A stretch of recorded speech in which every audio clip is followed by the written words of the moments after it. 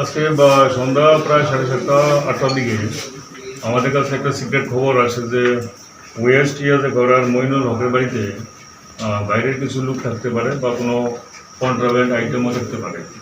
তো accordingly Kailashahar women এবং ইরানি থানার অফিসার মিলে জয়েন্টলি ওনার বাড়িতে রেড করা হয়।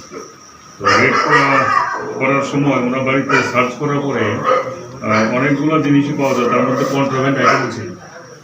এটা হচ্ছে গিয়ে ইয়াবা ট্যাবলেট প্রায় 4,925, মোবাইল সেট পাওয়া যায় 3টা, ক্যাশ টাকা পাওয়া যায় 600 টাকা, কিছু আই কার্ড পাওয়া যায়। এবং আমরা মণিপুরের একজন লোক যার নাম সাপাম রমেন সিং, ওনাকে তখন ডিটেন করা হয়, সঙ্গে বাড়ির মালিক মইনুল হকও ডিটেন করা হয়। তো এই লকডাউন পরিস্থিতিতে যেখানে এক জেলা থেকে অন্য জেলায় যাতায়াত সম্পূর্ণ নিষিদ্ধ, সেক্ষেত্রে মণিপুরের একটি যুবক কীভাবে কৈলাসহরের মইনুল হকের বাড়িতে আসতে পারে বলে আপনার মনে হয়? দেখুন, অ্যাকচুয়ালি ওনাদেরকে ডিটেন করার পর আমরা জাস্ট মাত্র থানাতে নিয়ে আসলাম। তো অ্যাকর্ডিংলি প্রলং ইন্টারোগেশন হওয়ার পরে তবেই আমরা ডিটেলস বলতে পারি। 600 টাকা যে উদ্ধার হয়েছে সেটা কি ইন্ডিয়ান কারেন্সি না বাংলাদেশের কারেন্সি? না, সেটা ইন্ডিয়ান কারেন্সি। একটা 500 টাকার নোট, একটা 100 টাকার নোট। যে ইয়াবা ট্যাবলেট পেয়েছেন মানে কত টাকা বাজার মূল্য হবে?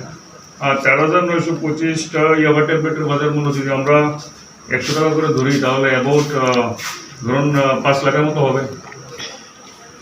তো এভাবে নেশাজাতীয় সামগ্রী নিয়ে মণিপুরের যুবক যদি কৈলাসহরে আসতে পারে, সেক্ষেত্রে যে পুলিশের যে নাকা চেকিং বা পুলিশ প্রশাসনের যে ভূমিকা সে নিয়ে আপনি কী বলবেন?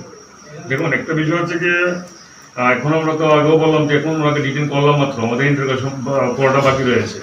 তার মধ্যে হচ্ছে কি উনি কি আগে এখানে এসেছিল কিনা সেটাও দেখতে হবে। তো যতক্ষণ আমরা ইন্টারোগেশন না করছি আমরা ডিটেলস বলতে পারবো না, বলাটা মুশকিল হয়।